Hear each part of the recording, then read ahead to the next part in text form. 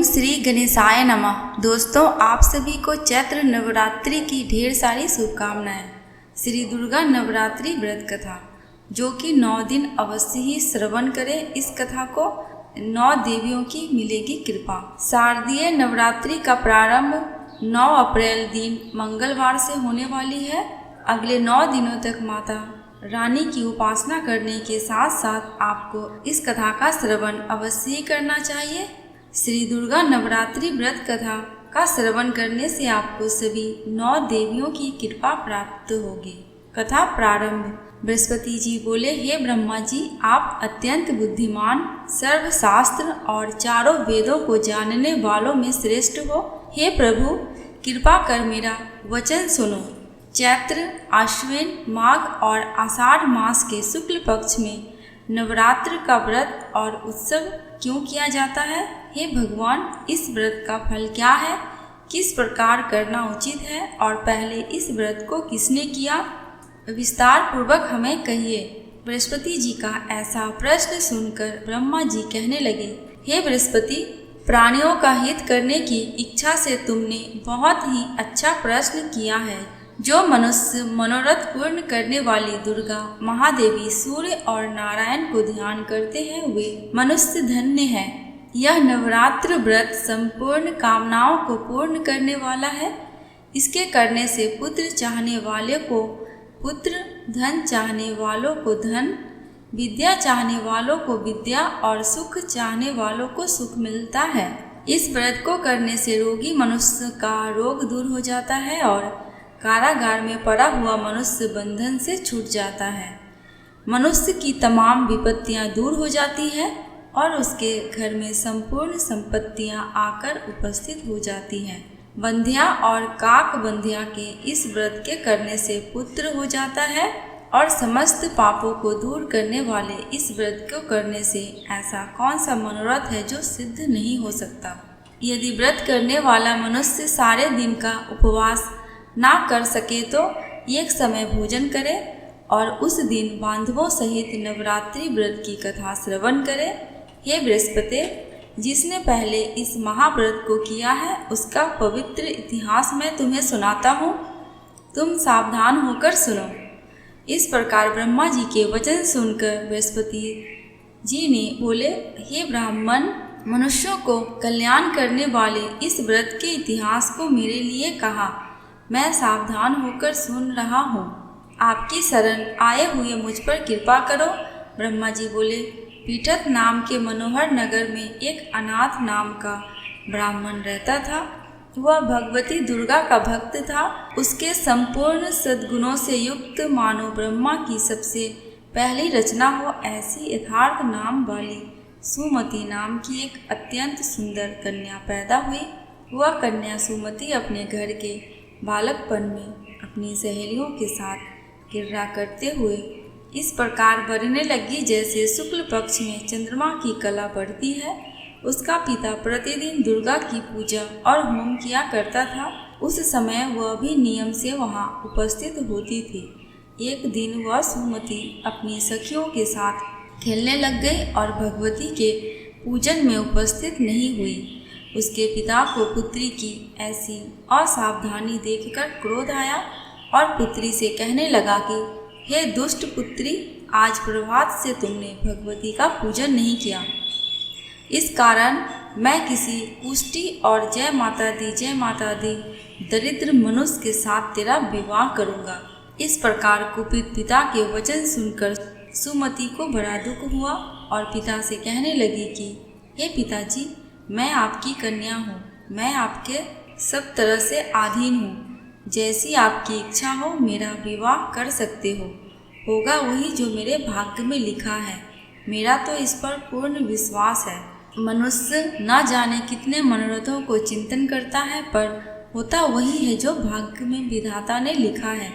जो जैसा करता है उसको फल भी उस कर्म के अनुसार ही मिलता है, क्योंकि कर्म करना मनुष्य के अधीन है पर फल देव के अधीन है। जैसे अग्नि में पड़े हुए त्रिंदी उसको अधिक प्रदीप्त कर देते हैं, उसी तरह अपनी कन्या की ऐसे निर्भयता से कहे हुए वचन सुनकर उस ब्राह्मण को अधिक क्रोध आया तब उसने अपनी कन्या का एक पुष्टि के साथ विवाह कर दिया और अत्यंत क्रुद्ध होकर पुत्री से कहने लगा कि जाओ जाओ, जल्दी जाओ, अपने कर्म का फल भोगो, देखें केवल भाग्य भरोसे पर रहकर क्या करती है।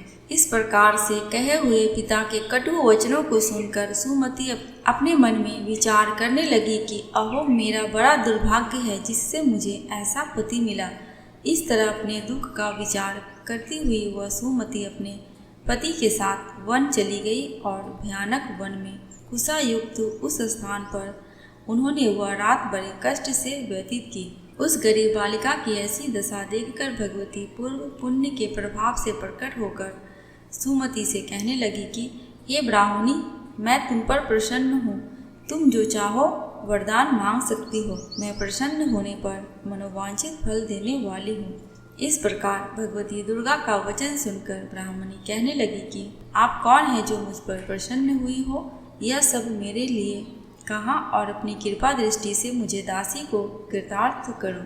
ऐसा ब्राह्मणी का वचन सुनकर देवी कहने लगी कि मैं आदि शक्ति हूँ और मैं ही ब्रह्मा विद्या और सरस्वती हूँ। मैं प्रसन्न होने पर प्राणियों को दुख दूर कर उसको सुख प्रदान करती हूँ। हे ब्राह्मणी, मैं तुम पर तेरे पूर्व जन्म के पुण्य के प्रभाव से प्रसन्न हूँ। तुम्हारे पूर्व जन्म का वृत्तांत सुनाती हूँ, सुनो। तू पूर्व जन्म में भील की स्त्री थी और अति पतिव्रता थी। एक दिन तेरे पति निषाद ने चोरी की। चोरी करने के कारण तुम दोनों को सिपाहियों ने पकड़ लिया और ले जाकर जेलखाने में कैद कर दिया। उन लोगों ने तेरे को और तेरे पति को भोजन भी नहीं दिया। इस प्रकार नवरात्र के दिनों में तुमने ना तो कुछ खाया और ना जल ही पिया, इसलिए 9 दिन तक नवरात्र का व्रत हो गया। हे ब्राह्मणी, उन दिनों में जो व्रत हुआ उस व्रत के प्रभाव से प्रसन्न होकर तुम्हें मनोवांछित वस्तु दे रही हूँ। तुम्हारी जो इच्छा हो वो मांगो। इस प्रकार दुर्गा के कहे वचन सुनकर ब्राह्मणी बोली कि अगर आप मुझ पर प्रसन्न हैं तो हे दुर्गे, आपको प्रणाम करती हूँ। कृपा करके मेरे पति के कोढ़ को दूर करो। देवी कहने लगी कि उन दिनों में जो तुमने व्रत किया था उस व्रत के एक दिन का पुण्य अपने पति का कोढ़ दूर करने के लिए अर्पण करो। मेरे प्रभाव से तेरा पति कोढ़ से रहित और सोने के समान शरीर वाला हो जाएगा। ब्रह्मा जी बोले। इस प्रकार देवी का वचन सुनकर वह ब्राह्मणी बहुत प्रसन्न हुई और पति को निरोग करने की इच्छा से ठीक है ऐसा बोली। तब तक उसके पति का शरीर भगवती दुर्गा की कृपा से पुष्टिहीन होकर अति कांति युक्त हो गया, जिसकी कांति के सामने चंद्रमा की कांति भी छिन्न हो जाती है। वह ब्राह्मणी पति की मनोहर देह को देखकर देवी को अति पराक्रमी वाली समझकर स्तुति करने लगी कि हे दुर्गे, आप दुर्गत को दूर करने वाली, तीनों जगत का संताप हरने वाली, समस्त दुखों को दूर करने वाली, रोगी मनुष्य को निरोग करने वाली, प्रसन्न होने पर मनोवांछित वस्तु को देने वाली और दुष्ट मनुष्य का नाश करने वाली हो। तुम ही सारे जगत की माता और पिता हो। हे अम्बे, मुझ अपराध रहित अबला की मेरे पिता ने कुष्ठ के साथ विवाह कर दिया, मुझे घर से निकाल दिया। उसकी निकाली हुई मैं पृथ्वी पर घूमने लगी। आपने ही मेरा इस आपत्ति रूपी समुद्र से उद्धार किया है। हे देवी, आपको प्रणाम करती हूँ, मुझ दिन की रक्षा करो। ब्रह्मा जी बोले कि हे बृहस्पति, इसी प्रकार उस सुमति ने मन से ही देवी की बहुत स्तुति की। उससे की हुई स्तुति सुनकर देवी को बहुत संतोष हुआ और ब्राह्मणी से कहने लगी कि हे ब्राह्मणी, तुम्हारे उदायल नाम का एक अति बुद्धिमान, धनवान, कीर्तिवान और जितेंद्रिय पुत्र शीघ्र ही होगा। ऐसा कहकर वह देवी उस ब्राह्मणी से फिर कहने लगी कि हे ब्राह्मणी, और जो कुछ तेरी इच्छा हो वही मनोवांछित वस्तु तुम मांग सकती हो। ऐसा भगवती दुर्गा का वचन सुनकर सुमति बोली कि हे भगवती दुर्गे, अगर आप मेरे पर प्रसन्न हैं तो कृपा कर मुझे नवरात्रि विधि बताइए।